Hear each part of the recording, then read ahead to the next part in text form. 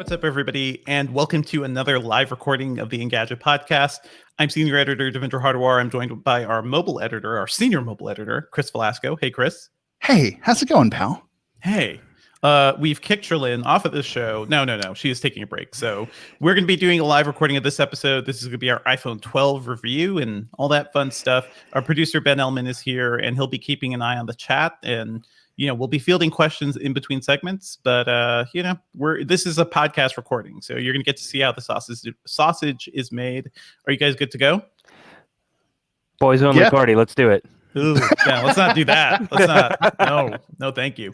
I like it, man. I'm here for it.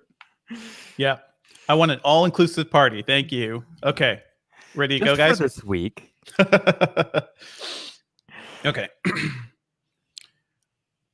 What's up, Internet, and welcome to the Engadget Podcast. I'm Senior Editor Devendra Hardawar, and I'm joined by Senior Mobile Editor Chris Velasco. Hey, Devendra, how's it going?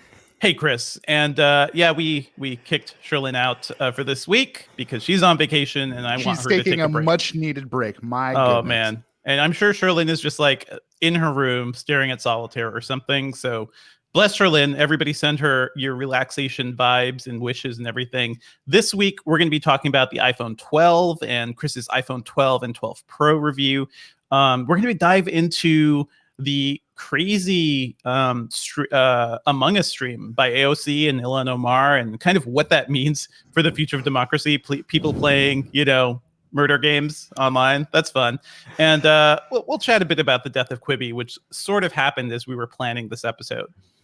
As always, if you're enjoying the show, let me do that bit again. As always, if you're enjoying the show, please be sure to subscribe to us on iTunes or your podcatcher of choice. Leave us a review on iTunes in particular. That's very useful. And if you have any questions or if you want to just chat with us, you could drop us an email at podcast@engadget.com. We typically record live around 10 a.m. Eastern on Thursday, so you can join us there for some live Q&A, and we'll show off some gadgets when we have them. Okay, Chris, I'm putting the ball in your court here. I've read your iPhone 12 review, the iPhone 12 Pro review. Yeah. Well, here's the thing. I was very excited going into reading your reviews, and I think you did a good job of conveying what's new and what's different, but also the fact that this isn't really a huge change from last year, right? What are your major takeaways from these phones? Yeah, I mean, I think you hit the nail on the head that time. As I sort of note in the introduction to my review, on paper, this seems like a really momentous time for Apple, right? 5G, they've got 5G. They've sort of normalized the iPhone design across basically all of their devices. You've got really incredible new performance with this the A14 Bionic chip based on that 5nm process. This seems like a big year for Apple. But after using the phones, I really walked away with two ultimate conclusions. One, that the iPhone 12 and the 12 Pro are really not that different, which is great if you're shopping on a budget because the 12 is more than enough. And that just generally, if you have an iPhone last year, and maybe even from the last 2 years, there's no huge rush to get out there. Right. I have an 11 Pro right now, and I'm looking at this and I see no reason other than maybe the slightly bigger screen, but the camera, nothing really has changed other than the processing side of it. Same lenses, same everything otherwise, right? So we've got LiDAR in this year's Pro, which I think is really interesting. And to back up, this is a component that was introduced in the 2020 iPad Pro. And when it was announced, I think just about everyone who heard about it was like, what are you Why doing? On a tablet? Yeah. Exactly, right? Augmented reality, if it tends to happen at all, tends to happen on phones. So why start here? But I mean, I think that ties really nicely into what we sort of know Apple really cares about, augmented reality. There have been rumors for years that Apple's been investing really heavily in it. They've had ARKit, this really comprehensive set of developer tools to let people create augmented reality experience. That's been around for 3 years. They use augmented reality really extensively around their campus, the visitor center at the Steve Jobs Theater. Yeah. There's constant rumors that AR goggles are a thing for Apple. So clearly, on some level, they see their trajectory as a device maker as relying very heavily on that. And LiDAR, they've been hiding AR in things all over the place too. I think in the event invites, we found little cool AR objects, cool things like that. So it's weird. Yeah, they're leaving stuff all the way around. Yeah. Yeah, but the thing to keep in mind about Apple is that they have just such incredible reach that something like LiDAR, which stands for light detection and ranging, long story short, it's really fast at sort of identifying and judging how much space you have around you. Right. Something like that, if you have the ability to just kind of force that on people and by extension, force that on developers, give them that tool to work with, this really kind of feels like a watershed moment for Apple and AR. But for now, it's hard to tell what kind of impact will have, because I don't know. There's like, do you use augmented reality apps at all? Like sometimes if I'm looking at like furniture from like IKEA and stuff, and any like Amazon often has this, in Best Buy, where you can view a 3D model of something in your living room just to get a sense of the size and the scale. I've used that and it's worked pretty well, but I'm sure LiDAR would make it even better, right? That's the idea, right? Like in my experience, at least, it's mostly just faster at identifying the space. You know, whether or not the things that you like hang on your virtual walls or stick on your virtual floor, whether or not those persist better, really kind of boils down to how good the developers are. But I mean, at least in theory, what's nice about the LiDAR here is that, yes, there are tools for developers to tap into that new array specifically. But even if you don't, even if you're just running on pure like standard Apple AR kit, your app benefits from that LiDAR. Like it just works better without you having to do anything. That's kind of cool. And I could see it being useful for something like maybe eventually Pokemon Go or Minecraft Earth, where you are, traveling the world and looking for actual virtual objects in spaces. Like that could be great. Although I wonder like how that'll compare to like the Android versions of these apps. Like we're at a weird point now where some of these things have to be standardized, because AR and AR understanding needs to be like the new HTTP, right? Like everybody needs to be on the same ball of how they do it. I think what really struck me about your review, V, is that the iPhone 12 just seems solid, and it seems solid in a way that the 11 did, like it didn't last year.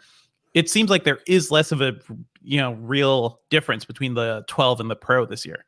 Absolutely. And it's a weird thing to kind of keep in mind as I went into this review, because I really liked the iPhone 12. It was one of those devices where you knew you were getting some compromises, but like at the end of the day, you still got great performance. You got, exceptional battery life, which is unfortunately no longer the case here. Okay.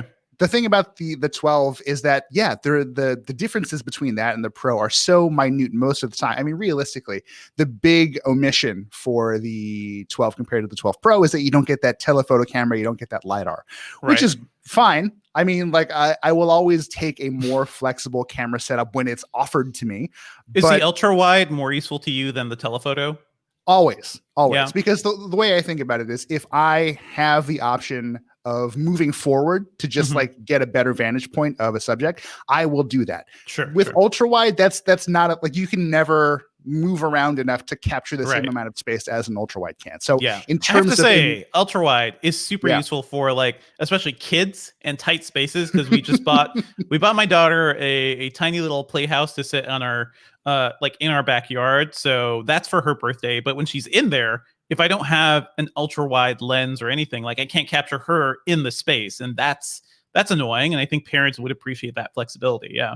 Actually, really quick, happy birthday, Sophia. Thank you. Yeah, like she's great. She's doing great. She had a birthday in the park. I wish that the world was not on fire so she could actually have friends over, but she really enjoyed it. We got her a Totoro cake and she loved it.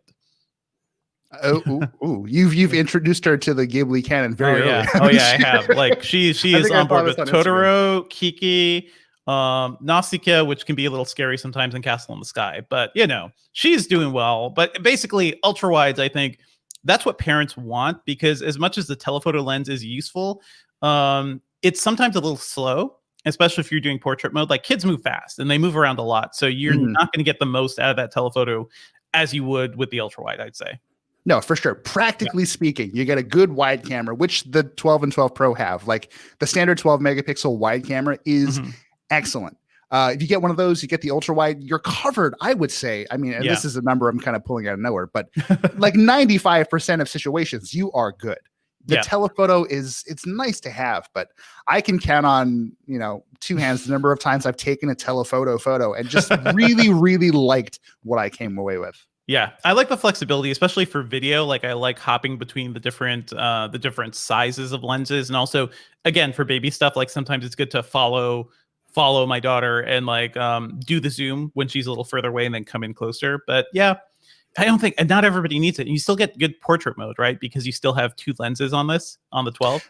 The portrait mode is quite good. I will say that portrait mode can be a little better on the iPhone 12 Pro, and that's because of the LiDAR, actually. Yeah. So when you're in low light situations, the LiDAR, Apple wouldn't confirm whether the LiDAR is trying to do its thing all the time, or if the phone can tell it's dark and then turns on LiDAR, which is a fine distinction to be sure. But like, would be nice to know. Turns out when you're shooting in low light, especially with portrait mode, it uses the LiDAR to like quickly shoot out light and get a sense of where the person is and where the background is. So you do get slightly better night mode portraits, which is new this year on the iPhone 12 Pro. I tried it with our social media kid. I guess he's the head of social media, but I call him the social media kid, Mike Morris. We got some really fresh shots that I wish I could show you, but probably should have mentioned that beforehand.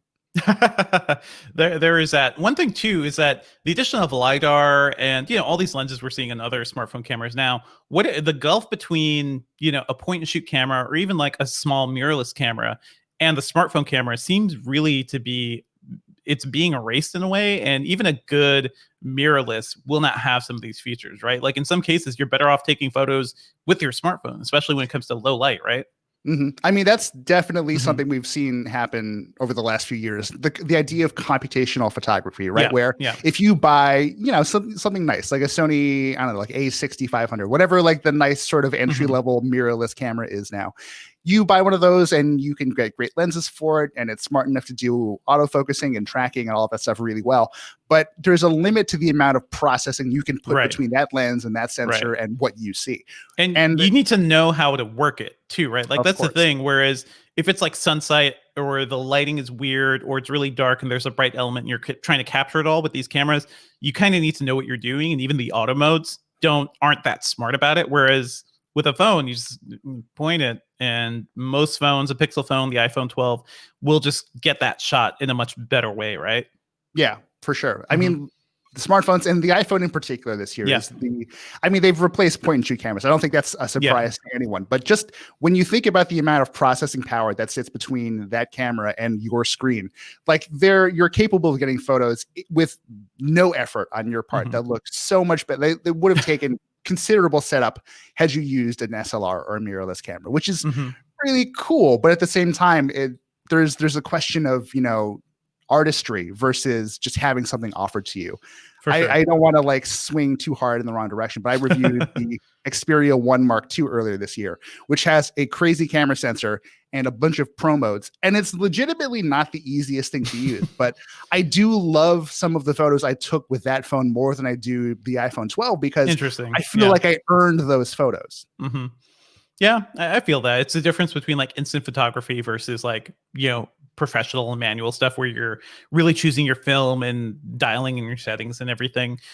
Anything design-wise you want to call out from these phones, V? Because I do like the look of them. I like that you and I have both talked about this. The iPhone 5 design, like that super thin, flat edge. To me, that was like that was a good case before all this other stuff that followed. And we're kind of back there now, and I'm digging it. I think it's a good look for these phones. I'm a huge fan. I mean, you and I have talked about this a lot. We are in the same boat. What I like about this phone in terms of design is that it feels very modern. It's obviously inspired to some extent by the iPad Pro redesign, but it does have sort of a nostalgia kick to it. Like I do really feel like I'm picking up like the best phone that I used when I was a little bit younger, just sort of updated for today, which I think is really cool. I should point out a couple other things with respect to design. First off, the designs aside from like the camera and the materials used are basically identical. If you buy one of Apple's iPhone 12 cases, it works for the iPhone 12 Pro and vice versa. Like they've standardized that in a way that seems to make a lot of sense, but I don't know. We'll kind of see how that goes. That wasn't true last year, right? Like last year, the 11 felt cheaper in a way. Yeah. I'm really glad you brought that up because the iPhone 11 in so many ways was a step down from the flagship phone of that year. And that was fine because you were getting it for less money. So the iPhone XR, I believe, launched for like $750. The iPhone 11 was $700 to start. So you were getting it for less money, but you got the great performance. You got a so-so screen and kind of a chunky body, but you were okay with it because it was a new phone that ran well. This year, because they've sort of standardized the design across both the 12 and the 12 Pro, you just don't get some of the benefits that come with that chunkier design, like that bigger battery. Sure. But you get OLED now. You get an OLED screen. You get, I think, a more sturdy looking design than the 11 last year. Yeah. So this is a huge matter of taste. I really prefer how like thin and light this thing is now. But our security guy, remember security guy Jose at the office? So I was shooting at some photos and video at the office, and he came out and wanted to sort of catch up because it's been a while. And I showed him, and he's an iPhone 11 guy, and he picks it up and he's like, you know what, man, this is really nice. The screen's beautiful. Really like this. iPhone 11 feels more premium because it's got that heft to it. And I'm sure he's not the only person who feels that way. So there is a distinct difference in palpability. Like our social media guy, Mike, also sort of commented, is this thing made of plastic? Like there is a real gulf there that I think a lot of people who like the 11 because it had that sort of weightiness to it, you're not going to get that here. And that might be a little disappointing. So the 12 is aluminum and the 12 Pro is steel. Is that how it works? Yes. Yeah.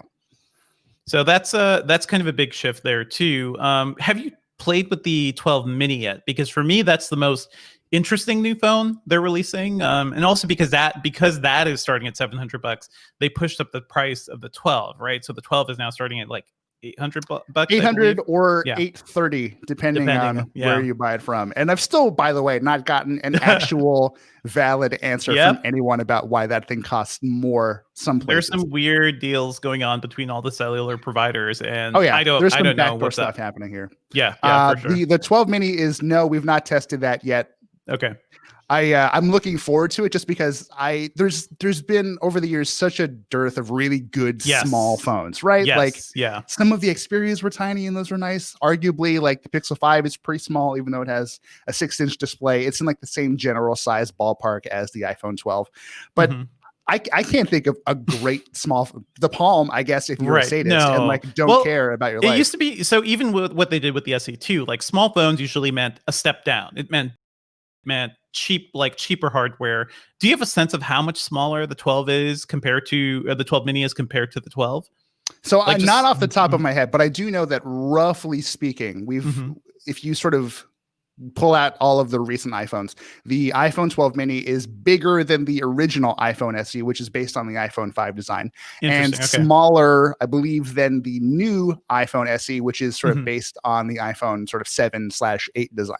But it has a screen that goes all the way. So exactly, you're getting more for that size. Yeah. You're getting more. You're getting a considerably faster processor kind of across the board. Yeah. You're getting really full flagship performance out of maybe the most pocketable new iPhone we've seen in a really long time. I love it. I am looking forward to buying that one for my wife soon because she's on Android, and my goal this year is to get her over to iOS eventually. I think a small premium iPhone is kind of the way to do it. So I'm looking forward to that. Do we know when that's shipping a little later, right? That's not till November. I forget the exact date, but it's going to be early November. It goes up for pre-order. Then I believe, I think our pals might have been talking about it in the chat. So the mini won't be released until November 13th or so. Yeah. And I believe that's the same time that the Max is coming out. So we're really seeing an interesting exercise in contrast here. Seriously. And by the way, the Max, I didn't realize this during the launch event, but the Max is where the Pro camera stuff gets better. The actual 12 Pro is not getting some of the best stuff that the Max is, right? Can you break that down? Absolutely not. If you want a pro iPhone, like you really do have to wait for the Max. Not only because we're expecting better battery life, just because you can squeeze a bigger battery into this display or this body, but you've got, I believe how it breaks down is it's the 12 megapixel wide angle sensor, the standard camera, that is considerably, I think it's bigger, so you're able to capture more light and sort of get more data for the sensors and the computational photography stuff in the background to work on. You get a slightly better telephoto range, which is nice. It's like 2.5x, right? Yeah, you get 2x optical on the Pros now, which is nice. But like when you test as many devices as I do, and you see a Samsung do like 5x optical, no problem. Like, is that a gimmick? Yes. Is it a useful gimmick? Also, yes. Sure. And then we're also getting a new image stabilization system, I forget exactly what Apple called it. I'm very annoyed. I'm annoyed that should be in the 12 Pro. The 12 Pro Max, because it looks like just like last year, it's a big chunky boy. It's a bigger screen, but also still like weighs half a pound. And I don't want that in my pocket. It's too much. Well, I would caution you to be like, what's weird is that the gulf between the iPhone 12 and the iPhone 12 Pro and the 12 Pro Max this year should be a little smaller just because there's less stuff around the screen. So I'm expecting a device that is not quite as big as the 11 Pro Max that I used to use regularly. And I got to say, the 6.1 inch display on the 12 and 12 Pro, that is a sweet spot. Like if you're coming from the iPhone 11 Pro Max with that 5.8 inch screen, this is going to feel big enough that you, unless you really care about that camera, you're probably not going to sweat that screen at all. You're right where you need to be. Let's talk. So we haven't talked about the killer feature. The thing Apple kind of baked everything around is 5G, baby. And it's so... This is a weird year to be launching into 5G, but your thoughts on the performance there? It seems like they added this because they had to, and because so many other phones did, and because there are a lot of 5G phones in China and elsewhere in the world, like Apple had to compete. Whereas what they did with LTE, if you remember, right, is like the iPhone 4S, that was the one where everybody was expecting them to add LTE. Was it? Yeah, it was the 4S, but it was still, that was actually slightly faster HSPA. It was still slightly faster 3G. We didn't get LTE until the iPhone 5. And I think that delay was actually good because the LTE phones originally were bad, like the HTC Thunderbolt and everything. Like they were not good. They were chunky, no battery life. The same situation seems like the case for 5G, but Apple jumped right into it, which is surprising. Yeah, I mean, you're right. Historically, Apple has never really felt much of a need to dive right into this. I mean, like, you think about it. The original iPhone launched with Edge. Yeah. When 3G was like starting to become a thing. Like they probably could have made that work if they wanted to. And they were late to the LTE shift as well. And so if you look at that track record, it's easy to surmise that Apple just like will invest in something when it's ready. But I think this year, given all of the conversations, all of the hype, for good or for bad, and given just the amount of head start that Android phone manufacturers have had with 5G, it seemed really necessary to get something out this year, which is why they made the deal with the devil, Qualcomm in this case, to get those 5G modems running in their phones. Obviously, Apple would like to rely on outside vendors as little as possible. And we're fairly sure going forward that they're just going to have all of their own in-house modems baked into their iPhones. We're expecting that shift to happen going into next year. So it seems like their backs were up against the wall. They needed 5G stuff out there, if only because it would look bad if they didn't. So they gave us 5G. And you know what? 5G is fine. Like, this is not the first 5G phone we've tested. We started trying out 5G networks, I think, like last year in Chicago when Verizon launched 5G millimeter wave there. And full disclosure, we're owned by Verizon. Yada. But But the thing about 5G is that depending on where you live, your experience will have, like, Devendra, I guarantee that if you lived back where you lived just a couple blocks away from me, we'd still have completely different coverage experiences. Like, it's definitely wild. And it really depends on who your carrier is, where you are. So Verizon, we were given like a Verizon test line to like try out millimeter wave 5G on, which, if you're not aware, is like the fastest, most immediately impressive kind of 5G, but it's extremely geographically limited. By which you have to be looking at the 5G antenna basically to get those speeds. Yeah. If you're not on the right street corner, like, good luck. So I went to Bryant Park and I got 1.4 gigabits down, which is wild. Okay. Like, that's good. It stinks a little just knowing that, like, my home internet that I pay too much money for. A lot more, God. But the problem is some apps, some services aren't really optimized for it yet. I tried downloading some videos off of Netflix over 5G millimeter wave, which doesn't seem to, at least for now, we're testing this a little bit early.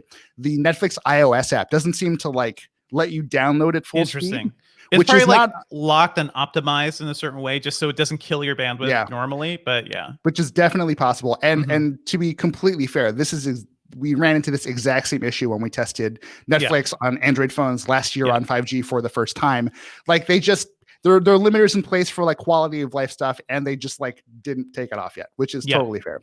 Other stuff like the fact that iTunes still insists that you download over Wi-Fi, even though this internet is 9 times nicer than my Wi-Fi. There's a lot of little smoothing that has to happen. That's really annoying to work. And my solution for that, by the way, is try to connect another device to the 5G or something, which is harder with 5G. But then hotspot it to your phone. It's and then 2020, man. I should not have to do that. Yeah. It's too much. It's funny that Apple didn't even update its own stuff to really take advantage of this, because those limits have been in place forever, right? They've slightly made it bigger. They've allowed for bigger apps and some slightly bigger media, but not as much as like, oh, I can get whatever the heck I want, wherever I am. Yeah. Did you try Spotify, by the way? I seem to remember that. Oh, I did, yeah. I downloaded, so a couple things I tried in Spotify. I listened to a lot of podcasts. So an hour-long podcast, which I think was about 60 megabytes or something like that, downloaded in under a second. So you just tap it and it's done, which is kind of wild.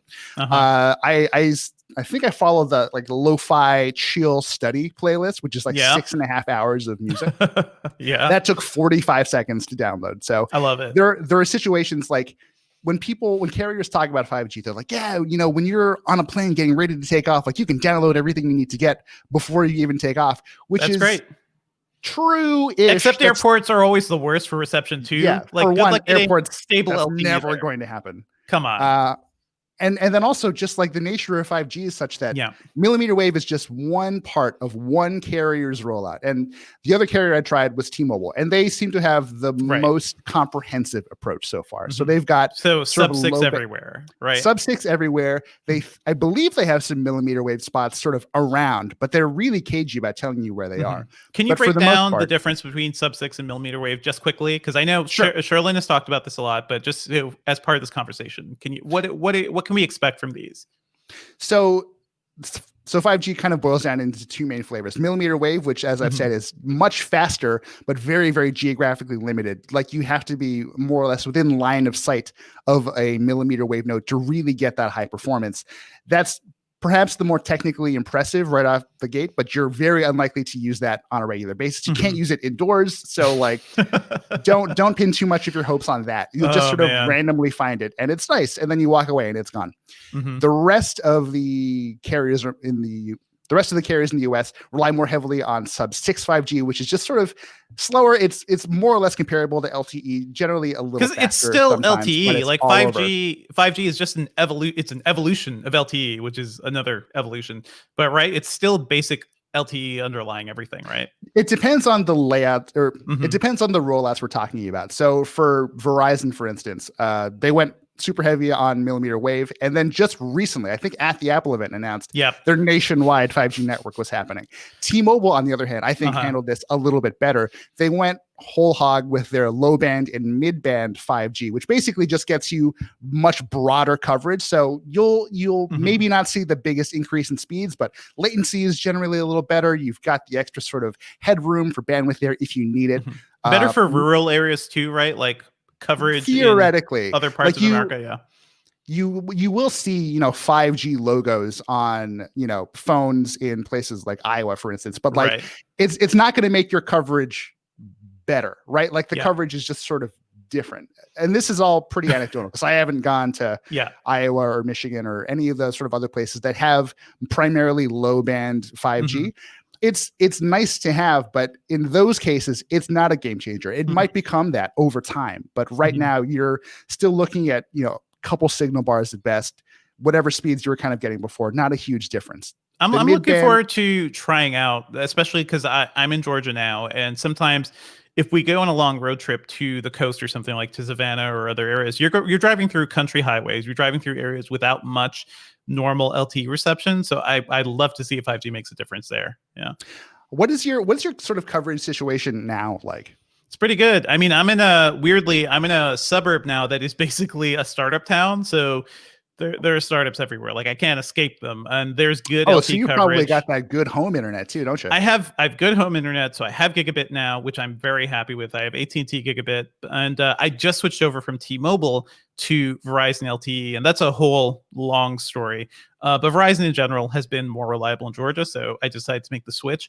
I checked our 5G coverage map, though, really only in downtown Atlanta, like in some specific spots, like Georgia Tech and some other areas Mhm. downtown. That's the only place you can get millimeter wave. And then again, you have to be basically looking at the tower to really get those speeds. Everywhere else is just like nothing. So that's what's really soured me on 5G a bit, I think, because if you're in Bryant Park, great. If you're spending the day working in Bryant Park, you're going to get these speeds, create a hotspot, share it with your friends. That's not where we are most of the time. We're moving and out and about, and 5G is not keeping up with us. We were moving, and we were out and we about. were moving. God. So in some ways, if you think about it, the value of millimeter wave 5G is somewhat even reduced compared to that, because we're just not spending as much time out in the world. We're going into winter now. COVID is a thing. It's going to be a while before anyone really kind of sees huge practical benefits from 5G. But carriers had to lay the groundwork, and phone makers had really no choice but to get in on the wave. Yeah. One more thing I want to ask you about. We're seeing high refresh rate screens on so many Android phones now. That to me is like the premium experience, because if you see a high refresh rate screen, if you see something beyond 60 hertz, it looks like butter. It is silky smooth, and we spend so much time doom scrolling. I want my doom scrolling to look the best it can. Come on. I'm not going to get that with the 12 Pro or the 12 Pro Max, which is kind of disappointing to me. What do you think? Look, I really love these displays. I've been advocating them as soon as I saw the first one, which I think the first one I tried was like the Razr phone back in the day. But obviously Apple didn't do that here. Whether or not that's a deal breaker for you is up to you. I think the challenge here is, Apple had to integrate a 5G modem that they had not really worked with before. They had They had the A14 chipset, which is considerably more powerful, though also more power efficient. You've got screens kind of across the board that are better than what you got out of the 11 series last year. So, there are a lot of concerns here that might make that impossible. That said, we did know kind of going into this, like at least some of Apple's prototypes had support for 120 hertz refresh rate. So at some point along the line, it seems like they just decided something's got to give here. The easiest thing to not do is 120 hertz. It sucks. I don't know that I wouldn't not buy an iPhone 12 or 12 Pro because of that. But I mean, at the same time, a lot of people out there who have fairly recent phones, if you're an iPhone 11 or 11 Pro person, just wait. Whatever happens next year is going to be so much better than this is the first wave of a new era at Apple. And that's great. And I understand exactly why people would want to be on that wave, because God knows I'm that kind of person too. But practically speaking, and I'm all about practicality these days. If you have an 11 Pro, are you? Yes, I know you pretty well. Come on. Okay. I'm a changed man, Devendra Hardawar. There was one day where I was sitting next to you. You bought like a MacBook Pro for no reason. You didn't need it. That's not true. I can test this. Yeah. But point is, if you have an 11 or an 11 Pro, those phones are still so good that you do not need to think about upgrading to this. 5G be damned. Like, get another year or two out of your 11 or 11 Pro, the 5G situation is going to be better. You're going to feel more of what happens with the A15 or whatever chipset is available when you do decide to upgrade. You're in a good place, and do not mess with that. Would you expect a bigger redesign next year? Because this is kind of a slight redesign. We have the flatter edges. We have slightly bigger displays.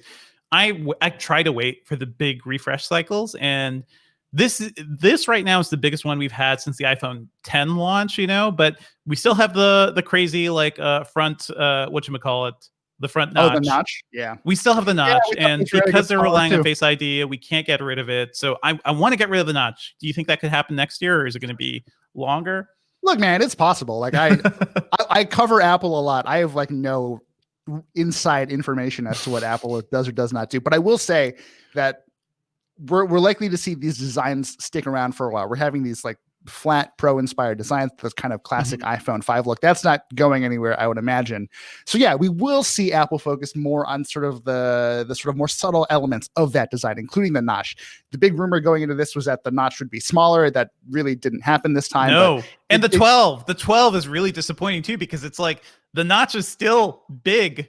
It hasn't reduced itself proportionally to the size of the screen, so it's actually bigger on the 12 mini than on the 12 or the 12 Pro. Yeah, and that's gonna gonna turn some people off. But the way I look at it, if you were the kind of person who really cared about what the iPhone 12 mini brought to the table, that's probably not gonna turn you off. You're probably a weird small phone person, and that's just something you live with. Notches are interesting in that. they're objectively not good. Like no one would like to have a notch if they could. And they've had the biggest notch for a long time. Yeah. Apple has not cared about making that thing smaller. Yeah. But at the same time, like maybe this is just because like I review the iPhones for Engadget. Like they just like I stopped noticing them like 2 years ago, and I've just like never picked up on them again. So same. Like your mileage as like a regular consumer may completely vary, and that's cool. If you're an Android head and you've been spoiled by like a nice tiny pinhole camera and everything, then yeah, this is going to feel like a step back to you. But my 11 Pro, it's not a thing that bugs me, but I also don't sit back and watch a lot of video on my phone. I don't full screen a lot of stuff. Oh, really? Although, yeah. Well, what I do like now is iOS 14, but the latest iOS where now you can basically just flip up full screen video and turn it like into a little picture-in-picture window. Like that has been immensely useful for me. But beyond that, I don't really full screen video. You got bigger screens for that. Come on. Yeah, like my Galaxy Z Fold 2. Love that guy.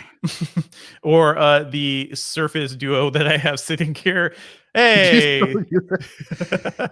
Hey, I don't know if we, real quick aside, I don't know that we necessarily, if this is like a thing for the podcast. We got a lot of really good questions going on in the chat. We do. Do we want to address Let's wrap this up and then we'll wrap go to that Q&A. up and then okay. Might be. Yep. TLDR, is the iPhone 12 worth it to you? Because to me, with the 11 Pro, it kind of isn't. But for my wife, who is trying to get into iOS and wants a small phone, the 12 mini looks like it'll be pretty hot. What about your perspective? So you and I are real specific edge cases, right? Like we love the good stuff. And in a situation like that, one might say, the Pro's probably fine. I'm again sort of pulling a number out of nowhere, but for like 90% of people, especially if you have not upgraded your phone in 2 or 3 years, which is so much more common than it used to be. People are just holding on to phones. The iPhone 12 is more than enough for you. It's more than Pro enough for you. It's hard to justify a situation in which the iPhone 12 Pro is worth the extra $200 to $300. If you really, really care about the camera and sort of what Apple is going to do down the road, for example, with its new Pro RAW format, that might be a reason. But if you're a camera person at all, I would say do not buy any one of these right now. Wait a month until the iPhone 12 Pro Max comes out and we get to see what that thing can do on the camera front. So I'm super excited to see where Apple went with that thing. Excellent. Thank you, V. Okay, that's taking a break before Q&A. This section, that's the end of this section. So I've banked up a bunch of comments from people. The first one was whether or not we have any idea of what the battery life is on the 12 mini versus 12 standard. Ooh, boy, I got to tell you. So the one knock against the iPhone 12 is that it's not the iPhone 11. So they physically couldn't fit a bigger battery in there. So if you're going from an 11 to a 12, battery life will be worse. I have not used the mini. I don't think anyone has used the mini yet. I expect maybe a day on the outside. It's tough to say. I would be very, very skeptical that thing gets like a full day's worth of battery life. The smaller screen may help it, right? Because screen is really the thing that kills your battery. So technically, maybe the proportion of the smaller battery and smaller screen may kind of even out. It's possible, but maybe this is me being a little jaded. But the fact that I got worse battery life out of the 12 this year than I did out of the 11 last year, even though it makes total sense, like physical constraints, of course that was going to happen. I like feel a little down on Apple when it comes to battery life now. So I'm not expecting anything good. I hear you. So while we're talking about batteries, I was actually thinking about this like in relation to the refresh rate issue. Since the iPhone is the general user's phone of choice, it's enormously popular with just the average person who doesn't really care other than the fact that it's a smartphone. Is it possible that Apple wanted to figure out some kind of battery use, like optimized battery use for high refresh rate, or else they would get, a bunch of average users coming into the Genius Bar being like, why doesn't my iPhone last as long as it used to? Refresh rate will kill battery life for sure, right? So there are ways around that, right? So Samsung in particular has done an awesome job with their adaptive refresh rate displays, which, if you haven't heard of them, they'll like stay at 60 hertz most of the time. That's just like the standard. But if you're playing a game or watching a movie or some situation demands it, it ramps up to 120. But if you're just like looking at text or a photo, then that drops to like 10. Yeah. And I think that was contained in some of the leaks for the iPhone 12 going into this launch. Like there were some settings on some prototype devices where it sort of intimated that adaptive refresh rate was a thing. So if it is happening, it will probably be that, and that should help mitigate some of the power concerns. But at the same time, like you've got so much other stuff going on there right now that I can understand why Apple was like, you know what, we're not gonna F with this year. Like we're just gonna make sure this stuff works, and we'll sort it out for next time. Sure. And so we've got another comment from Sir Holmes, who is saying, not sure if this is true. So this is really just like a fact check kind of comment. He said, are we moving to 5G because of speed, or are we doing it because LTE is congested? I mean, I think you make, first off, Sir Holmes, I see you in the chat. You're a very fired up user. I do appreciate that. We're not like ignoring you. We're getting into your stuff. I mean, I think that's one can make the argument both ways. I mean, carriers were going to sort of start investing in 5G as soon as possible, and to get people onto those networks, I feel like they'll generally say what they have to say. For carriers like Verizon, sure, like congestion is a thing, especially in the 4G bands. That's sort of a known situation. Offloading people onto 5G will make the wireless experience better for everyone, because you have people who still have just 4G phones and feel no need to upgrade. It's like upgrading your router, right? Like it may not be a life-changing difference, but your overall network congestion in your home with the devices and how far you can go changes, right? And that's worth the change sometimes. Yeah, I think so. But I mean, at the end of the day, it is where the industry is going. It's where the world's going. It's really just a question of who implements it first and how they get to pitch it to people. And everyone's sort of landed the way that they landed. I don't have a definitive answer for you, Sir Holmes, but I will not be happy until I have a satellite phone in my hands. Okay. Microsoft just announced Azure Space this week, which is their way to like start bringing satellite communications to everybody. So, that's where we're headed eventually. Okay, and we've got a comment from Tachycardic, who I can only imagine works in healthcare. Tachycardic, tachycardic. I hear that all the time on medical shows. It is I hope that not a good thing. Doesn't apply to him. He's saying, I'm still rocking an iPhone 10. Is it time to upgrade? I think you actually answered this near the end of the segment, that this is a solid upgrade kind of year. Maybe not like making huge waves, but if you've been waiting, go for it. Especially the 10, right? Yeah, especially the 10. It's funny you mentioned that specific use case. Our social media guy, Mike Morris, has an iPhone 10. He's been using it since day one. And, his battery has degraded. It's like, if you look at the battery health section, it's like 70% serious degradation. Phone just does not run as well as it used to. If that is your experience with the iPhone 10, which I imagine for a lot of people it probably is, yes, this is the time to upgrade. But if you've been taking better care of it, or if it's just in better nick overall, there's latitude there to kind of wait and see what Apple does, and to see whether or not that's more worth your time and money. I would say pro tip, by the way, for anybody who wants to keep their phones longer than 2 years, at that 2-year mark, you're probably going to want to replace your battery. Because once you do that, then you'll get a lot more life out of that phone, because the battery life is the thing. That's the thing that constrains everything else you do. And by 2 years, your battery, for all of us, no matter how hard you use your phone, will suffer. It will start to be pretty bad. So yeah, you can get that replaced at Apple or any friendly repair shops you can find. But I do recall my last phone, it was part of the battery replacement warranty thing. So Apple just did it for free. And once I did that, it was a completely different phone. I think that was just the iPhone 10. It was a huge, huge difference. So I'm seeing a question from George Lewis saying, should I upgrade to an SE or an iPhone Mini? I'd like to take the first crack at this, and then I'm so sorry, Ben. Well, no, and then see, like, you guys can fact check me afterward. All right, George, I would say go for iPhone 12 Mini. I literally just got an SE2, and I'm looking at all of the 12 Mini specs, and I'm like, oh, damn. On the other hand, one of the things that I like, a big reason that I got the iPhone SE refresh, iPhone SE2, whatever you want to call it, is specifically because I think that any piece of technology that you bring with you on your person every single day, you're exposing it to the possibility of getting messed up every day.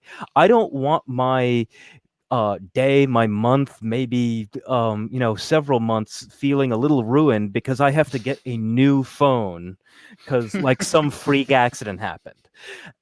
that's my big push for the slightly cheaper phones. Sure. I like the SE because it has the same, very similar specs to just this last generation with the 11. And if somehow I trip over a crack in the sidewalk and my phone flies out of my hand and a bus runs over it, I'm not going to be like, oh, damn, now I have to spend another, $800, $900, $1,200 for something that I use every single day. Do you live the case life, by the way? Like, I hope you are, Ben. Yeah, I need to get a case. I don't have a case Oh, come right now, on! but I'm going to get a case. Anyway. You don't need a case. You don't need a case. Everybody needs a fact case. check Everybody me, needs a case. professional Come tech on. people. So real quick clarification. I'm seeing in the chat now that the question might have said, should I upgrade from the SE to the 12? Okay. Oh, is that? Oh, I thought it was SE Mm. or okay. Yeah, I'm sorry. Maybe I just wanted to get on my hobby horse then. Because Look, man, I appreciate it. I have not been Yeah. privy to a Ben Elman iPhone SE rant yet, so this was nice for me to just like. Sure. But like, it really, the question of SE versus Mini really depends on what circumstances you bring to the table, right? Like if you have an iPhone SE right now, the new SE, I wouldn't do it. You just spent what, $400 or $500 on like a brand new It good depends. phone. Isn't it? What does it start at $350? I thought it was $399, but it's been a while since I've checked. Yeah, it's been a But while. regardless, you're not spending a ton of money and you got a good phone out of it. Is it the flashiest thing in the world? Of course not, man. It's like a parts bin special of like stuff Apple has used for years. But it is an objectively good thing. Like if you sat with an SE for a year, and I guarantee you wouldn't like hate using the SE. Right. If you sat with that thing for a year and then decided to upgrade, sure, man, like do your thing. If you just bought the SE and you can't return it and you'd rather have a Mini, you know what's good? I'm practical, give your man. Phone, Like, no, give don't your do it. phone away to family. Give your phone away to people. And I think the SE2 in particular is a good phone for like your dad or your mom or grandma if they're rocking a really, really old smartphone or something. So that could be the thing, but it depends on your situation, right? And what you've got. Exactly. There are probably also like charities, you could probably like locate or look up some, charity that you could donate a phone to, and then you could like donate it and feel the warmth of the good place. You've got a lot of good options racking up in your soul. Not to rain on your parade. I wonder about just sort of the general administration of some of these things and whether if you drop a more or less new iPhone into a box at some donation place, what actually happens to that phone. Yeah, but, true. But if you can give it, to circle back to the question, if you have an SE and you want a Mini, I say sit on it for a year, enjoy what you've got for $400, save up. So if you really want to in a year, sure, F it, why not? Do whatever makes you happy. But for now, just do the practical thing. I'm all about practicality. While we're on this, the guy who bought his Z Fold 2. What are your thoughts on the iPhone upgrade program? Because I did it last year for the 11 Pro. I love it because it's a monthly fee. It's zero APR. You're not paying extra for it. It comes with Apple Care, and then within 12 months, you can switch to the next phone. So if you have that flexibility, that seems like a solid deal, right? Yeah, if you have that option, I would say go for it. It seems far and away better than any of the carrier sort of installment plans that you can get these phones on, which it makes total sense because carriers are really in it for themselves. And Apple just wants you to get the phone. They just want you to sink more deeply into their ecosystem. And you get an unlocked phone when you do the upgrade program. So, that's good stuff. I was really happy with it until I switched over my cell plan to our special discounted plan. And I'm not going to whine too much about it, but it is not compatible with the iPhone upgrade program. So my glorious plans of upgrading in 12 months, not going to work out, which is whatever. Any more questions, Ben? There was one about telephoto versus like wide angle, ultra wide angle. Mainly just a bunch of people very early in the segment were talking about how telephoto is probably more impactful than ultra wide angle, but like it depends on use cases. You were just saying that it's great for pictures of your children that you are going to treasure because this is your point and shoot. Yeah, I saw Sir Holmes kind of getting fired up in the chat about, whether or not telephoto is like the most useful thing. And look, guys, like, I don't know what to tell you. This is an intensely personal and subjective thing. Like, it's up to you. Yeah. I like to think that people like Engadget reviews and watch Engadget reviews because we try to give you all the facts and you can kind of decide how you feel from there. If not, maybe we need to do better on it. But point is, we're not here to speak for everybody. Here's how it stands. And if you if you're one of those people who really likes the telephoto camera, man, Godspeed. Like, I hope you get some really great shots out of those things. I would love to see them personally. Like, be happy, enjoy that, and enjoy the iPhone 12 Pro. But for a lot of people who just like take a photo and go, which in my sort of gut seems like the more typical use case. You know, you see something cool, or your friends are together and you want to just get a quick shot before you go out with the rest of your day. Then the standard wide, ultra wide is going to be more than enough. And I do kind of like the creative uses you can take with the ultra wide lens. Like if you're outdoors and you really want to frame somebody in, like, you know, in a garden or between some buildings or something, you get some really nice effects with ultra wide that telephoto is basically just moving closer. So I don't know. Okay, I think we're going to be moving on to the next segment. So since we're going into something that is politics and politics adjacent. So if you want to get your comment in the chat has been really hot. So if you want to get your comment in another way, you can tweet at Engadget with the hashtag podcast live. I'm watching both the chat and a tweet deck window for that. So anybody watching, if you want to get a comment in on Twitter, tweet at Engadget with the hashtag podcast live. Let's move on to political communications via Twitch. Okay. And we'll probably do a Q&A after Quibi, because I don't think we need to do one right after this. Yeah. We'll see. Okay. Okay, enough about the iPhone. Let's talk about things that really matter in the world right now, which is the election. That's 2 weeks away. And right now, everybody is doing their darndest to get people hyped up, get people, well, it's probably too late to register, but get people to actually vote, which is kind of the big thing. So one surprising thing we saw this week is Alexandria Ocasio-Cortez went on Twitch to play Among Us. And I thought this would just be kind of a fun, cool thing. She is so very good at social media. If you guys look at her when she sits down on Instagram Live or something, and she just plops her phone down in her kitchen while she's making food and just wants to discuss policy, it's really fascinating to see those numbers, the viewers go up really quickly. So clearly, like, I think as a politician, as like a young politician, she has a very good command of social communication. Twitch and Among Us seems like it's a funny way to kind of bring out the vote, because it's a game that's all about there's a lot of voting. You do a lot of voting in that game to figure out who the it's a game where you're a bunch of characters on a spaceship. It's basically Alien, right? Alien meets The Thing, where you're a bunch of characters. One of the people is an imposter that's, disabling the ship and killing off people, and it's a social game where you have to basically pretend. You have to hide yourself if you are the imposter, or you have to try to figure out who it is. It's a great party game, and it was really fun to see her join up with Ilhan Omar, some top Twitch streamers like Pokimane, and just they had a lot of fun. And to me, what I love too is that it's this feels like the future of political communication in a way, right? It's not just people on a telethon somewhere saying please vote very earnestly. It is people geeking out and doing weird stuff on a Twitch stream while also trying to rally people up to consider the power they have to participate in democracy. Ben, B, did you guys see any of this? You have any thoughts of this this whole stream? I watched a bunch of it. I found it really entertaining, but also like very educational and useful too. I can't even vote in this election. V, you go first. Oh, okay. Yeah, I was going to say, I'm pretty sure I only found out about this after it happened, because I'm an extremely not online person. Wow. I'm very surprised. Yeah. I can count on like one hand the number of times I've like watched a Twitch stream all the way through. Like, I don't know. It's just like not the way I've been like programmed to get my entertainment. No, I hear you. And I never watch a Twitch stream all the way through. It's like a thing you pop in or leave on the background, because I feel like very few people are sitting there focused on the stream like we used to be with TV shows and movies, right? Yeah, and that's like very much the frame of mind that I came from. So I missed this point is, and just sort of going through the conversations that were sort of had after the fact. One did kind of get a sense of the appreciation that AOC and Ilhan Omar were able to tap into a group of people who normally, I mean, young people are.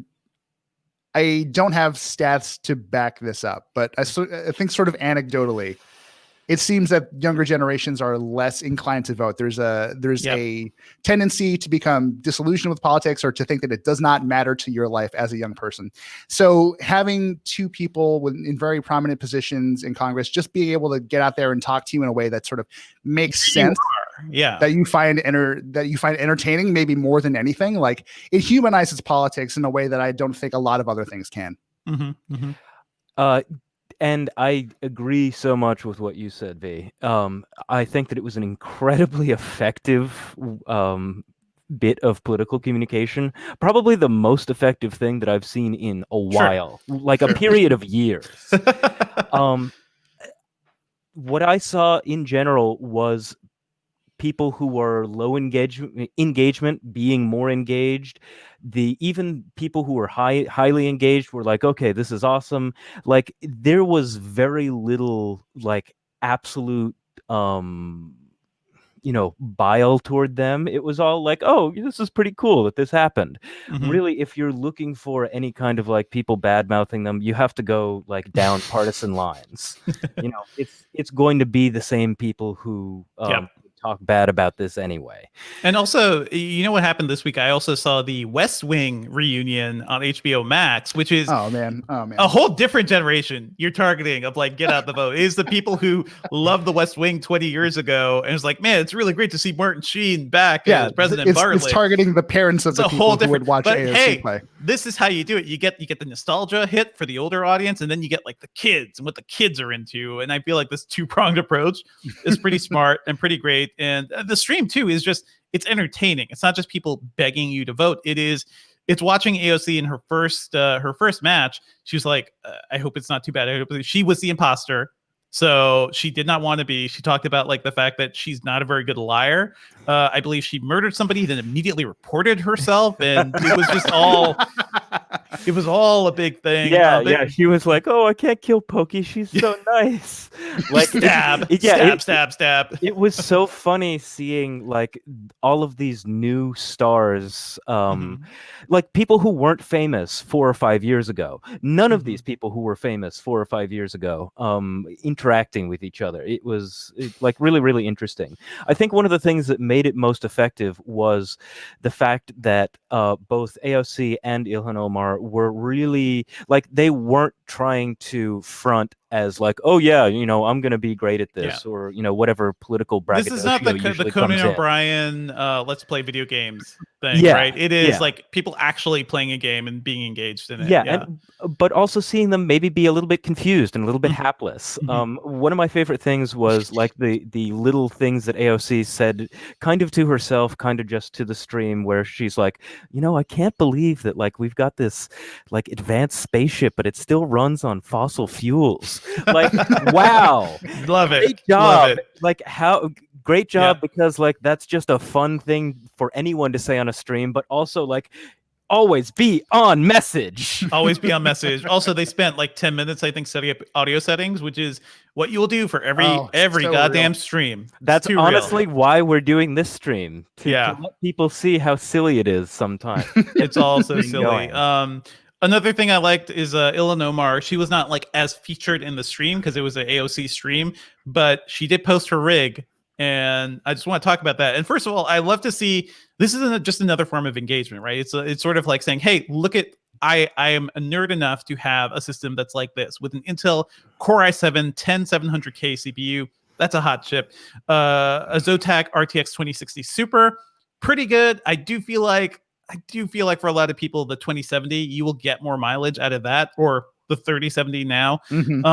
That's always a good mid-range card. But hey, 2060 Super, if you're not playing heavy duty games, it's hard to go wrong with that. She has 32 gigabytes of Trident Z RGB RAM. I have that one too, actually. I have 4 sticks in my system, and they all kind of like in sync change color, which is just so unnecessary, but also so beautiful. So if you look in the screenshot of her photo or of her rig, you can see the lit up RAM. She has a Samsung 970 EVO 1 terabyte SSD. I actually just picked that up too.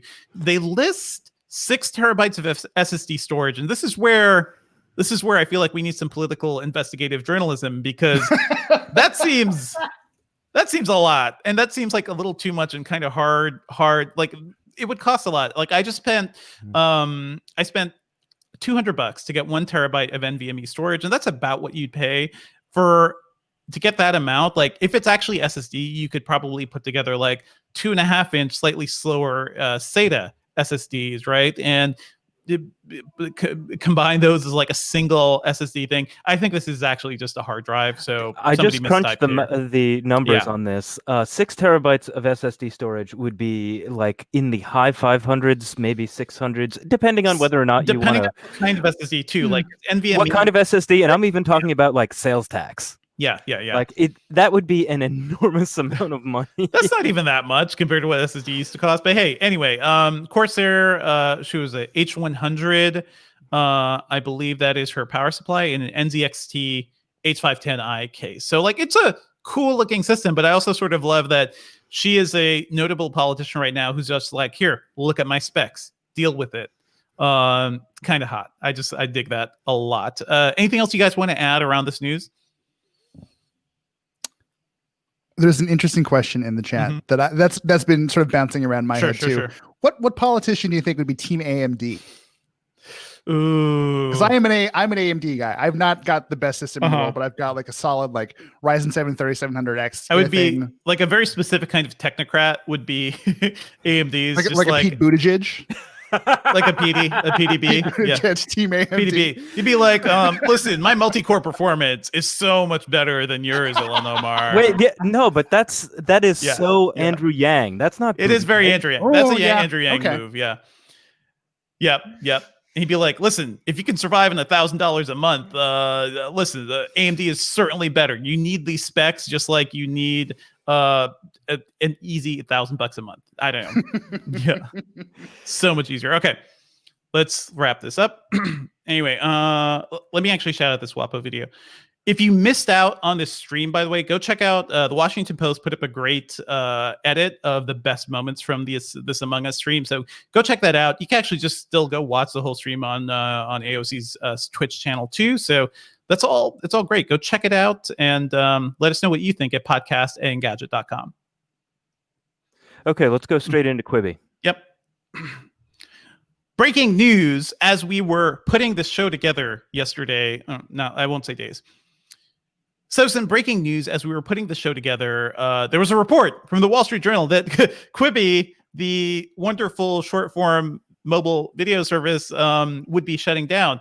Late last night before we recorded, Quibi confirmed it. Jeffrey Katzenberg confirmed he is in the process of shutting down the company. So let's just talk a bit about this, because I feel like we've devoted some time to Quibi. Go back and check out my review of Quibi when it launched in April. I believe the title was like, stop trying to make Quibi happen, because it was a weird mobile video service, guys. And now I could talk about it in the past tense, so I feel it feels even better to me. But we talked to them at CES. We have a lot of coverage around Quibi. Their core technology was this thing where you could watch a video in portrait mode, turn to landscape mode, and still like the video would be optimized for both ways. So they were actually sending you both video streams, and they had a lot of good short form content too that was like 5 to 10 minutes long. They poured a lot of money into it. They raised around $1.7 billion, and I think we're in the process of getting even more. So nearly $2 billion worth of actual money was pumped into this crappy video startup in an age where countless people are unemployed. Our economy has collapsed. Like Quibi just seemed like maybe it was unfair to target it as much as we did, but I don't think it was a good service. I think most of the content was not great. And I think Jeffrey Katzenberg's bet on, hey, I only want to watch video on my phone and I want people to pay for it, and it's going to be a quick bites. That's what Quibi stands for. So you can consume it easily. I don't think any of those calculations actually rang true. And I brought that up to him and CEO Meg Whitman directly at CES, and they were like, they kind of skated over my question of like, why the hell does this exist? And we're just like, we think this will be a third thing people will pay for alongside Netflix and their cable subscriptions and everything. And I was just completely incredulous. So in the shutdown confirmation, Katzenberg basically admitted they just couldn't make this concept work. Almost like something a lot of us were saying. Thoughts on Quibi, everybody? I'm curious, Dev. I want your take on sort of what you think really killed Quibi. Was it a bad idea combined with bad execution, or did coronavirus play a significant role in this? Because you think about it, like they want you to use Quibi like standing in lines when you're waiting to get into a movie or whatever, like these very quick hit scenarios that just like don't exist anymore. Sure. So what do you think is more worthy of blame? Quibi launched in early April, right? Which was at the point where we were already in lockdown. We were already like getting used to our new pandemic reality, and Quibi was just not built for that world, I guess. But I don't think that was the thing that killed it. I think fundamentally it's a flawed concept. Specifically, I don't think people. This is a thing where I think media titans, especially people like Katzenberg, who've been in the Hollywood industry for so long and have made billions of dollars, for several companies, they think their ideas, everything they think is gold. In this case, they were trying to push consumers and push user habits into a thing where I don't think it's actually the way people live and work and enjoy their content. I don't think we were walking around, even if there was no pandemic, I don't think you'd be waiting in line just popping up a video to watch an episode of something, or if you're on the train or something. Like, I don't think that's not the way we live. And that's not the way a lot of people enjoy video. Maybe some people would do that, but it's not like a dedicated thing. The worst part is Quibi bet it all on mobile. They had no way to pipe it to your TV, or they had no way to like share it and enjoy it with other people. So both of those things also killed it too, right? Like they eventually added Chromecast support, but that wasn't there at launch. They eventually added, the ability for more people to see what you're doing. But it was all, I remember just trying to watch an episode of one of the dumb Quibi shows with my wife, and we had to crowd around my phone, and our 55-inch OLED was sitting right in front of us, just going unused. Like, it just seemed fundamentally dumb. And I think my big takeaway from all this, I don't think mobile video as a concept should exist. And we've seen so many companies try. Hey, Verizon tried it with Go 90, everybody. Quibi is yet another like play at this. I think we want content that adapts to us. And I think forcing your audience to adapt to content is a mistake people keep making over and over and over again. So the flexibility of podcasts or YouTube, or even where right now you can watch YouTube on your phone, it'll sync to your account. You can keep watching at home. If you have YouTube Premium, you can actually download specific videos to your devices, which is super useful for me on car rides. So my daughter can see Peppa Pig wherever she is. That flexibility is where we're at. Netflix, Hulu, everybody's offering offline downloads now. You can watch that stuff on TVs, on multiple devices. We want flexibility. We want convenience. That's what consumers have always wanted. And this is the history of media, by the way. Like, Betamax was a better format than VHS. The video looked better, and TV stations for years relied on Betamax for archival video. But to bring it home, it was too expensive. It was too clunky. So VHS ended up winning out. What's another one? HD DVD and Blu-ray were kind of like fighting neck and neck. And I think in many ways, HD DVD was better, but Blu-ray had a bigger push from Sony. It had like more of an industry push, and eventually like they just made that work better too. So HD DVD died off. That was probably, I guess, another thing, because that wasn't just convenience, but it's the iPod thing. It's how the iPod killed portable CD players and portable music players. It is convenience trumps quality. And that's the thing we got to realize. And Quibi just seemed like a weird play that didn't fit into anybody's life, really, even without the pandemic. Two things I want to jump in with. One, if you look at the history of media format wars and sort of what wins and what doesn't, Sony is on the losing end of those so many times. It's really quite sad. I was just thinking it's kind of funny too, by the way, because 4K Blu-ray is another one. And I will never stop bringing up the fact that the PlayStation 4 Pro has no 4K Blu-ray player, even though that's something the Xbox One S and the Xbox One X launched with. So Sony can't even support its own stuff. But go ahead, B. Yeah, no, I was just casting my mind back to mini disc versus cassette, because like recording quality, mini disc, clear winner, but like they were just expensive and sort of cool and niche, and no one really bought them. But anyway, the other thing is, like, I don't think the Quibi idea was necessarily terrible. Even now, I still think the idea of having a video or two video streams that sort of are optimized for however you happen to be holding your device is a cool idea. But none of that matters when the content was terrible, right? Like, what was the runaway hit on Quibi, if anything? the Titus I- Burgess show where they blew up food and made people try to I recreate don't it think based on there was tasting no it? runaway hit, and the only the Mhm. thing is like there was no way to make a runaway hit because you couldn't share stuff and content easily. So like the one thing that became viral was the like Sam Raimi short about the woman with the golden arm, Marry which me with my golden arm. yeah, that became a meme, but also people were making fun of it for the wrong reason because it's Sam freaking Raimi making something campy, but they're like, look at how terrible this Quibi show is, and that's unfair to Sam Raimi and to the content. But it's the fact that the blood was in the water for Quibi, Mhm. right? Nobody could take it seriously. So this one thing that went viral, of course, it went viral negatively. It's no surprise there.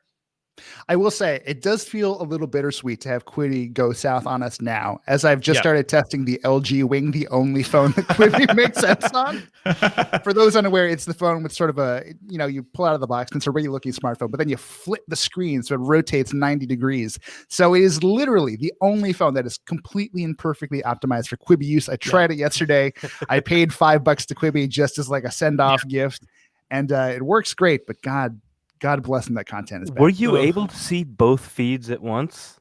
Not at once, but like it switches very nicely when you sort of 'Cause swivel the screen. The switch is basically, it assumes you're turning the device. So Yeah, it exactly. Quibi works It's the purely way mechanical. Verizon missed out because that was the Go 90 phone, Oh man. That's what Go 90 meant, everybody. Go 90 meant you turned your phone 90 degrees. Anyway, one thing I've heard from a lot of people is that they assumed that Quibi was basically a play for Jeffrey Katzenberg to generate a lot of content, get a lot of funding, because that's what he's very good at. And Hollywood is completely thirsty. They want this new media thing. They want to get on the next YouTube or something, or the next Netflix. So they VCs poured a ton of money into this company. Production companies like came up around it. And I don't blame people for trying to get that Quibi money and trying to make their shows, because there are a lot of good show ideas that I think ended up here. But it seemed like as a service was just a play for Katzenberg to eventually sell to Disney or to somebody else and basically make a lot more money. That's why you get so much funding, is that you make the valuation of the company much higher and then make it seem more valuable than it really is. So I don't know. To me, that seemed like a part of it, but it's hard to tell, really. I want to throw a shout out to one thing. If you like the concept of mobile video, I wrote up something several months ago called What If I? One word. What if I? It's choose your own adventure mobile video. I feel like that was a lot of fun, and I really enjoyed watching those things because it's basically a choose your own adventure book in mobile video form. So in key points of those movies, you're making choices. You have multiple endings to go through. There's like a map. Once you complete a session, there's a map of like which ending you got to and how you can get to different sections. That's fun and interactive and mobile. And at that point, I didn't care that I couldn't easily push it to my TV. So I don't think mobile video is dead, but it's not going to look like Quibi. It's not going to look like Go 90. It's probably going to look a little more like something like What If I? Anyway, that's free right now, I think, for testing on iPhone. You can try it out. So that's pretty cool. So long, Quibi. I don't think we'll miss you, but I will miss making fun of you. I'll miss it a bit. Okay, Yeah. that was a Anyone. perfect out. So I don't know, maybe like a quick. Yeah. Any immediate questions? Otherwise, we'll just wrap up the show. Oh, I mean, so there was one person who was like, "Can they sell their library and make their money back?" No, Not make their money back. They will probably. Here's the thing. I don't know. Some people were asking this too. Like, I don't know what happens to this library because it was built to be consumed in two different ways. I do think somebody could buy or license the core tech, which is the turnstile tech of like flipping the phone. But even then, like you basically had to shoot these Quibi videos in a way that was both portrait and landscape at the same time. And that production, I think, is very difficult. I don't think like YouTube would eventually take this tech, but eventually maybe YouTube will have an automatic AI way of converting, your video from landscape mode to portrait in an easy way. Basically AI-driven pan and scan. I would not be surprised if that's a thing eventually. But couldn't an interested party just theoretically pay for the landscape version of a Quibi Sure. video and I publish think that? they could. I think they could. And then maybe, but who cares? I don't think anybody cares. Like, that's the thing. Like, it's It's just a lot of like this content barely exists. It's all like vaporware content basically. So I don't know. Like maybe it could live on YouTube, maybe it could live elsewhere. I don't know why anyone would pay money for any of these things other than maybe the celebrity name. So maybe like CBS is throwing money at all sorts of things. NBC, I don't know, somebody who's trying to make a dent. Maybe eventually we could see something there. CBS has more money than you can think of. I was just watching the first episode of Star Trek Discovery, the new season. It is so expensive. It looks so expensive because they're shooting in like Iceland, I think, and just like shooting all over the place. Like, yeah. So, can you explain to me why CBS, like its online platform, is going to be Paramount Now or whatever? I don't know. Don't ask me. Like, I don't think CBS All Access was like a big thing. So if it's Paramount Now and like you could sell the other aspects of the studio, maybe it's good. I genuinely like CBS All Access because it has some of the best shows on TV right now, like The Good Fight and Evil and Star Trek Lower Decks. Like basically, if you want Star Trek stuff, you have to subscribe to this. Lower Decks, by the way, a much better show than Picard, which I don't know what the hell happened there. And Discovery's pretty good. So it's worth watching just for those handful of things. To your point, Ben, I feel like going with Paramount Plus or Now or whatever it is instead of CBS All Access is just all ego from Viacom, right? Like they clearly came out on top in this acquisition of CBS.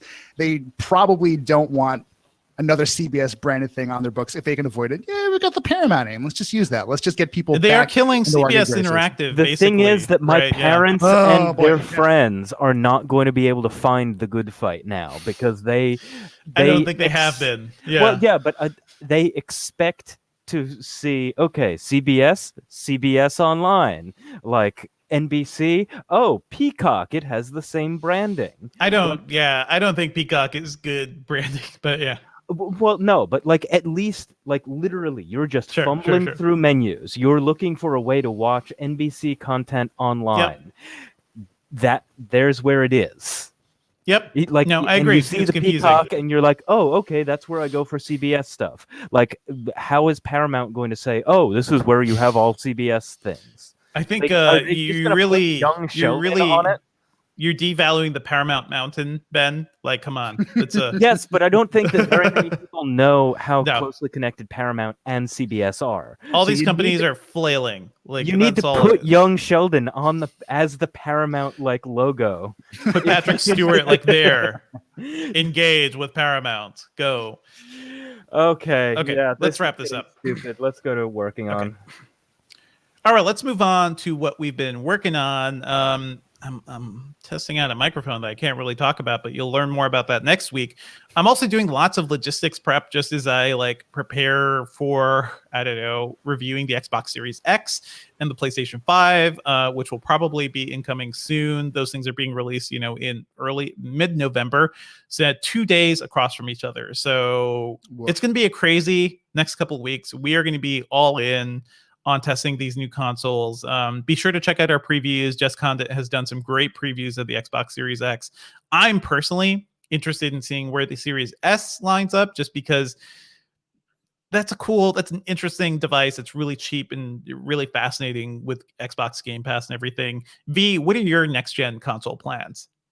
You know what? It's a question of proper allocation of resources, because I feel like I could spend the money for a PS5, which is I think I would gravitate towards. Sure. Or I could just like put that towards trying to find a 3080 or a 3070 and just like really going all in on making my rig as good as it could be. That's a much bigger thing, because then if you're putting the 3080 into a rig, then your build is all of a sudden like upward nearly $2,000. If you go all in with everything else. So I feel like that's the thing, and a lot of people are going to have to think about, like, do you want a new console or do you want to like beef up a PC? There's still very big price gaps, but the performance gap between them is kind of being erased eventually. So it'll be exciting. New console time is always a really interesting time of year. V, what are you working on? Whenever I do reviews, I tend to let my life fall into shambles, and I did the Pixel 5 and then moved directly into the iPhones. So my apartment is a disaster. So priority number one is doing my dishes and just cleaning everything. But once I'm done that, I'll be working on my review of the LG Wing, the perfect Quibi phone, which I'm going to make tons of jokes about, and just make sure that LG and this phone get the attention that it deserves, because God bless them. This phone is kind of ridiculous in a fun way. I feel like we say this about every single LG Mhm. phone. Like every year, it's like, what fresh hell is this? It's a LG. Did you just put a second screen on another side of a case, and you're calling it a dual screen phone? Okay, LG, fine. Respect to them though. They've got this whole initiative called the Explorer Project, and they have told me point blank, even if the LG Wing effing fails, even if no one buys it, they're still committed to the idea of just like trying new interesting things and seeing if they can make money out of them. That's not a level of experimentation that you're going to see from a lot of smartphone makers. So I have to hand it to them for that. Yeah, most definitely. Okay, well, looking forward to that. Be sure to check out Chris's reviews of the iPhone 12 and the 12 Pro, and I'm sure more will be coming. This guy, you need a break too. Like now that Phil has taken her break, so B needs. We've timed it out. She goes, and then I'll go at some point. All right, let's move on to our pop culture picks for this week. I just want to shout out to Gangs of London on AMC Plus, which is a new show by Gareth Evans, the director of a couple cool movies called The Raid and The Raid 2 Redemption. This is him. What's really funny about this guy as a director is that he's a British guy who went to Indonesia to start making martial arts movies, and now he basically came back to the UK to do this series. It's a typical like crime family drama thing. It's kind of like Succession in a way, actually, another show I love. But what's great about it is that this guy knows how to shoot fight scenes. So you will see some of the most brutal action sequences and choreography that you've ever seen on TV, and certainly more so than most movies in this show. There's one fight scene where a guy basically takes out like 10 people with a throwing dart from a bar, just like really using that dart in like a really fun way. And if you like to see bones crunching on the edges of tables, if you want to see like all sorts of fun stuff like that, I always love Gareth Evans movies because of that. So be sure to check this out. The problem with Gangs of London, by the way, is that it requires yet another streaming service called AMC Plus. And I basically I did the Homer Simpson thing where there's a scene where he just like opens an email and just goes like he's about to say, a swear word, because nobody needs another streaming service. I didn't realize. I thought this was just coming to AMC. No, you need to subscribe to AMC Plus, and you could do that through the Apple TV thing or through Amazon or whatever. It's actually not in a separate app right now. It just really annoys me because I was already paying for Sling TV. I got AMC on that. I don't know why I had to pay for something else for more AMC. I don't think anybody's going to watch the show because of what they did with it. But hey, eventually when it heads to Amazon Prime or Netflix or something, like maybe it's a thing people will watch. But yeah, it's really cool. If you dug the Raid movies, I think you'd probably enjoy this. V, what do you want to shout out this week? I have been, so as many local news anchors have insisted to us for the past few weeks, it is spooky season.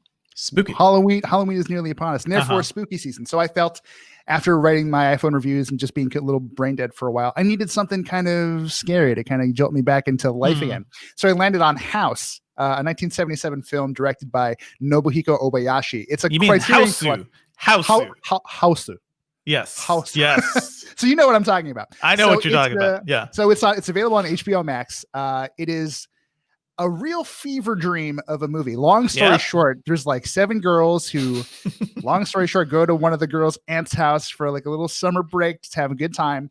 And it turns out the house is demonic and there's like an evil cat involved and the house eats people. Love and it. it just, like some of the stylistic choices, like I'm not nearly as big a movie person as Javindra, but like sitting down and watching the first few minutes of this film, which are just completely badass. I don't know if you were mentally prepared for this movie, but yeah.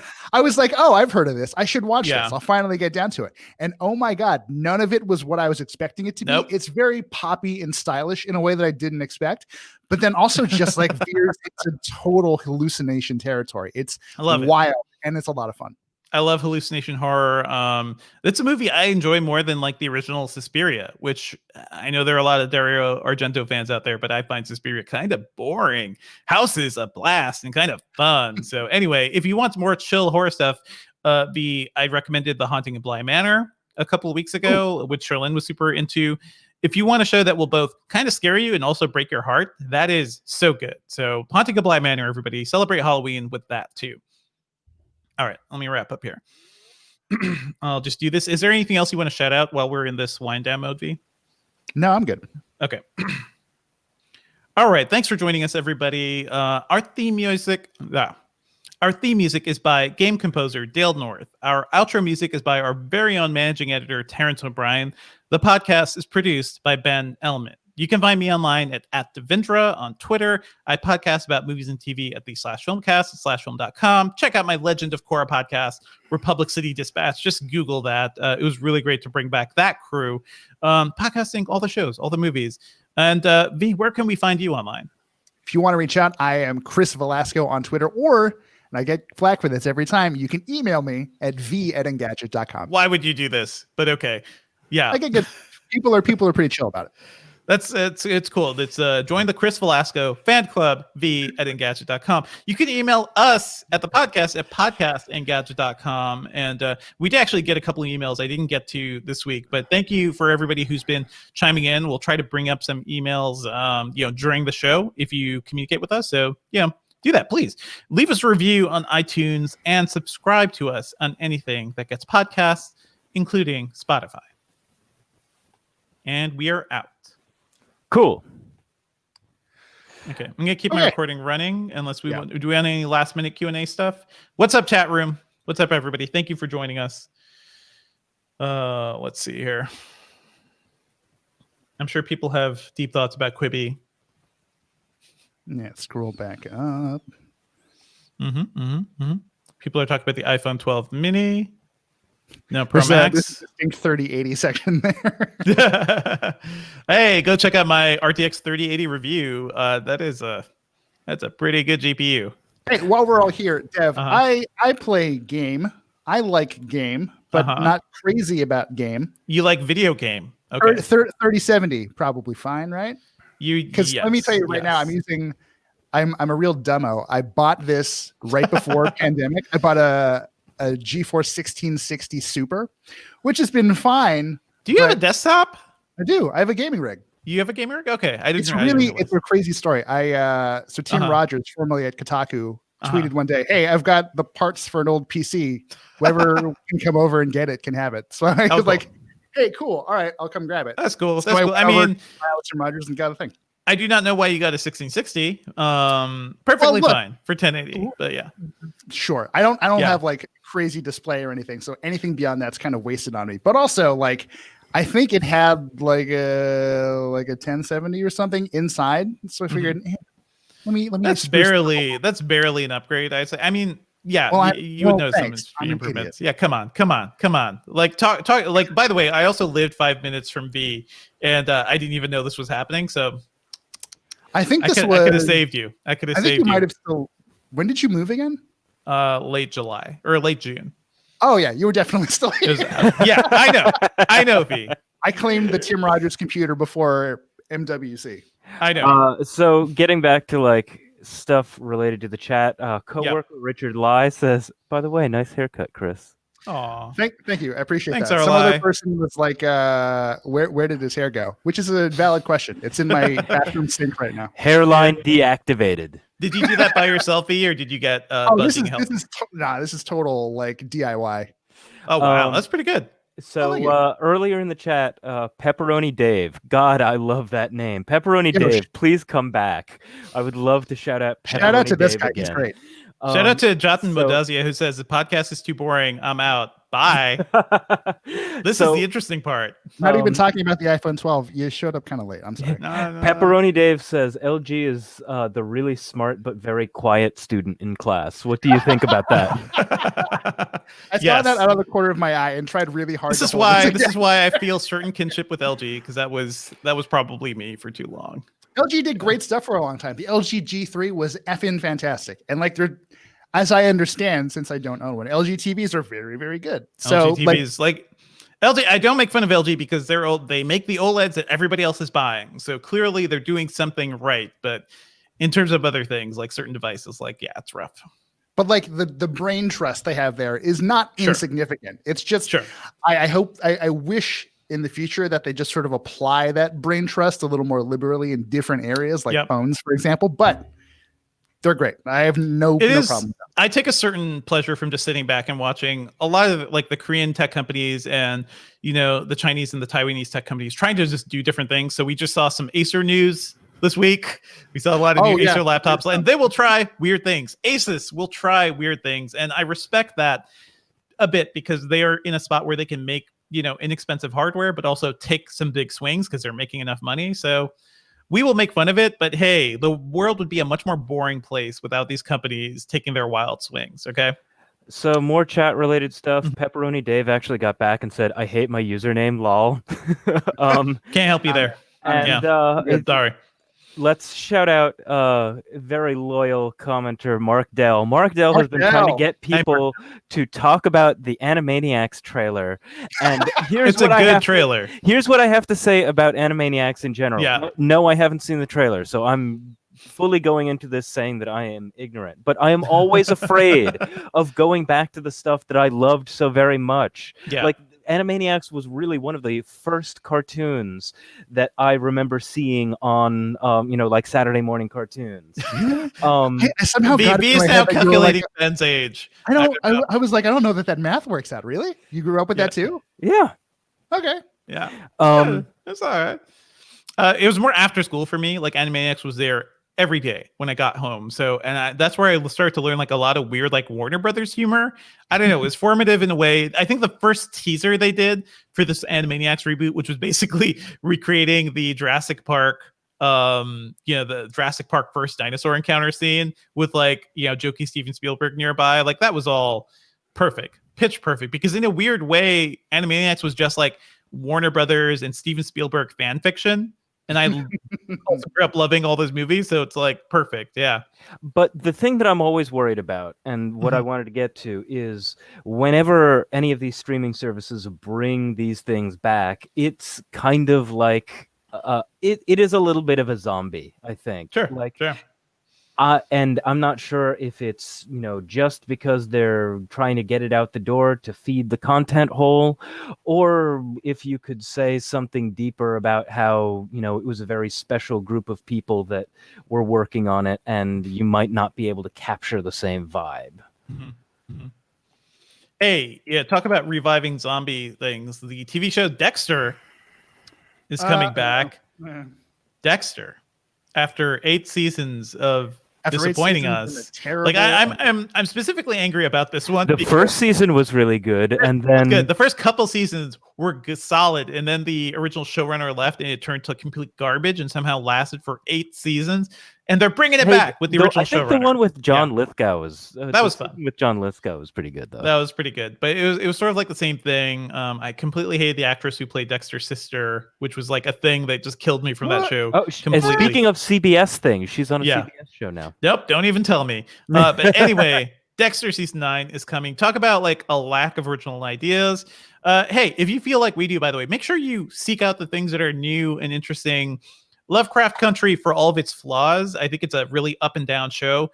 It is doing new and interesting things on TV. Things like Chernobyl, things like even Watchmen, which I think took an existing property and evolved it and matured it and made it in some ways even better than the source material, like is doing cool stuff. So these companies are paying attention to who's watching and who's talking about their shows. So as somebody who follows and reviews pop culture, please support the stuff that you think is good.